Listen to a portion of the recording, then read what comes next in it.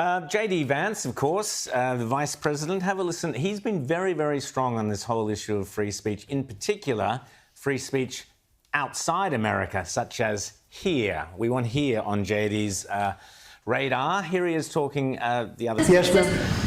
In his remarks at the Munich Security Conference, Vice President Vance condemned free speech violations in the UK, particularly. Could you respond? What is your message? I have an idea. We have the man right here. Come on. Let's go, JD. We're putting you on stage. Great. Yeah, look, I said what I said, which is that we do have, of course, a special relationship with our friends in the UK and also with some of our European allies, but we also know that there have been infringements on free speech that actually affect not just the British. Of course, what the British do in their own country is up to them, but also affect American technology companies and by extension American citizens. So Britain has just suffered one of the most humiliating diplomatic blows in living memory.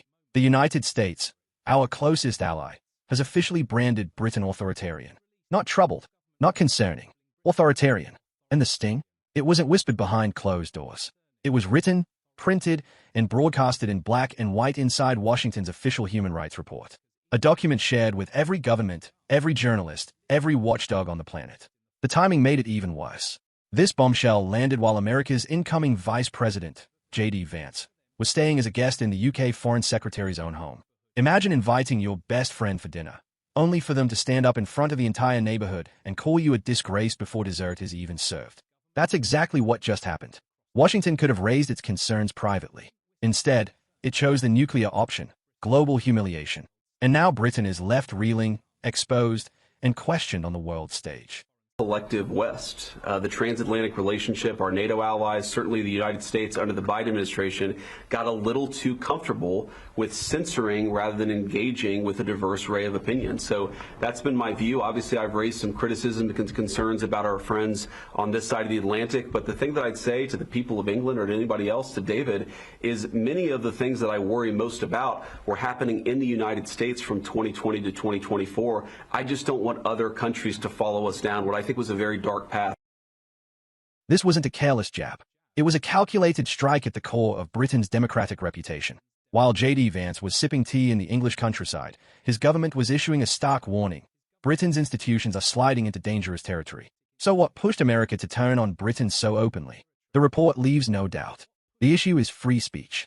Washington accused Starmer's government of imposing sweeping restrictions on expression in record time. Their first example? The government's heavy-handed response to the Southport riots. Instead of encouraging open debate, Starmer's team leaned on social media companies, including American platforms, to take down posts they labeled as misinformation. For the United States, this was a red line. They see it as state-backed censorship, the very thing Britain once condemned in others. The language they used was chilling, grievous, a signal that allies now believe Britain has crossed beyond mistakes and into systemic abuse. The Trump administration is so forthright in talking about these issues, no matter who's in the room. But the question begs, Brad, is he right? I think he's absolutely right about the United Kingdom and their sad decline in freedom of speech and freedom of press. I mean, you have thousands of people who've been arrested over the years because of things they posted on social media. That is not a free country. That is a kind of modern dystopia, an authoritarian state where the government can roll up with the authorities to come get you because they don't like what you have to say. It is sad to see that happen to one of our greatest allies, a beautiful nation with a long history and legacy as a beacon of freedom in the West. And I also appreciate JD Vance calling them out for it. But honestly, it will have to come from within. Their own citizens will have to stop standing for it, stop standing for the censorship, stop standing for the overreach, for the absurd policing. You see video after video where the police roll up on somebody for a crude joke that they posted online or for asking someone, why don't you speak English, or any other sort of thing that's just fundamentally not a police. Britain has even moved to criminalize silent prayer in designated areas. Think about that. Being fined or arrested simply for standing quietly with your own thoughts in the wrong place. The symbolism was chilling enough that Washington flagged it as a step toward policing belief itself. Add to that the Online Safety Act, which forces adults to prove their age to access websites and gives the government potential access to encrypted messages. In practice, that means two things. Your identity online is no longer private. and your personal conversations could be opened and read by the state. It feels less like British democracy and more like a scene pulled straight from George Orwell. If censorship raised alarms in Washington, the next issue pushed them into outright condemnation: Britain's failure to confront a rising wave of antisemitism. Since late 2023, Jewish communities have faced levels of hostility not seen in decades. The examples cited in the report are horrifying. In London, staff at a kosher shop fought off a knife-wielding attacker in what could have been a fatal assault. In Yorkshire, a university chaplain and his family fled their home after death threats, targeted simply because of his past service in the Israeli Defense Forces. These are not statistics.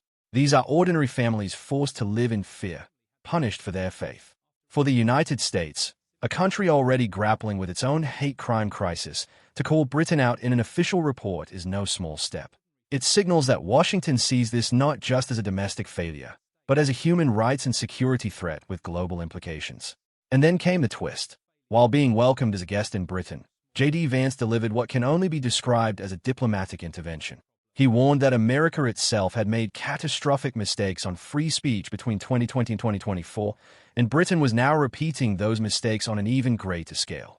It was the political equivalent of a dinner guest calmly telling you, as they enjoy your hospitality, that you are walking straight into the disasters they once lived through. Kingdom, and it will last for a very, very long time. Well, no, I mean, certainly we wouldn't want to reach across US citizens, and we don't, and that's absolutely right. But in relation to free speech in the UK, I'm very proud of our history there. Faced with this storm of criticism, one might expect the Prime Minister to respond with clarity and strength. Instead, Starmer's performance was so hesitant it bordered on humiliating. Ask about free speech. He didn't sound like a leader defending fundamental rights. He sounded like a novice student fumbling through an oral exam. At the very moment Britain needed authority, he projected uncertainty. The American report, by contrast, was anything but uncertain. It did not hide behind careful phrasing or diplomatic code. It stated in blunt terms that Britain imposes serious restrictions on freedom of expression and shows inconsistency in holding its own officials accountable. In the language of diplomacy, where even criticism is usually wrapped in velvet, that is dynamite. Translated into plain English, Washington's message was this: Britain no longer knows where it stands. Or worse, it no longer cares. Opposed to lost, and but we got along with them also. We have a very good relationship with... The historical irony could not be sharper. This is the nation that pioneered parliamentary democracy, the land of the Magna Carta, the blueprint for constitutions across continents. The country that once stood as a fortress of liberty is now being told by its closest ally that it has abandoned its own traditions. Britain once prided itself on exporting freedom, on shaping the very idea of representative government and civil rights. Today it is no longer the model others aspire to. It is the cautionary tale. The teacher of democracy has been called into detention by its own students. And this is not a fleeting embarrassment to be buried beneath tomorrow's headlines. Washington has made it plain. Britain has crossed the line. Prestige is slipping. Trust is eroding. Even among its oldest allies, patience is running out. For decades, the special relationship was treated as unbreakable, bound together by shared values. But now, for the first time in living memory, those very values are being questioned. When America doubts your democratic credibility, the rest of the world takes notice. And once that doubt spreads, it rarely retreats. The wider message is clear. Britain, once the gold standard of democratic strength, is now being paraded as a warning sign. America's report was not written for Britain's eyes alone.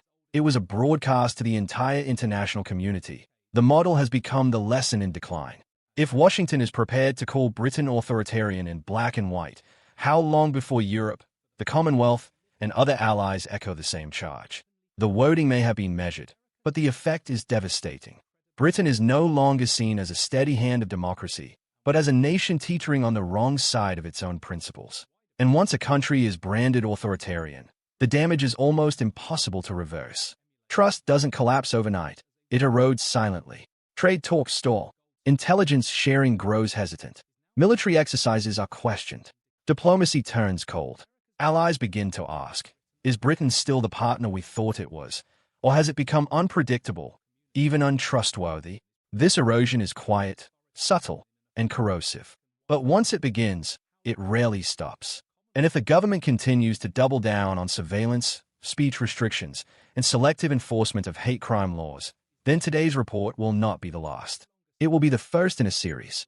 What starts with Washington will soon echo from Brussels, Ottawa, Canberra, Tokyo. Each time the accusation grows heavier, the stigma harder to shake. The shift is undeniable. America is no longer praising Britain. It is warning the world about Britain. That change from admiration to alarm should shake every citizen awake. Because if this doesn't, what will? At what point does silence become complicity?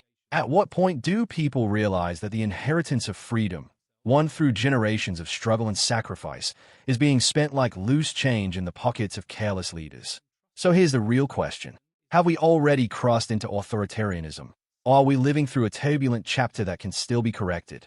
Is this a wake-up call, or the final warning before liberty slips quietly through our fingers? History will judge, but only if today's citizens are willing to ask, to speak, and to act. Because this debate is no longer theoretical.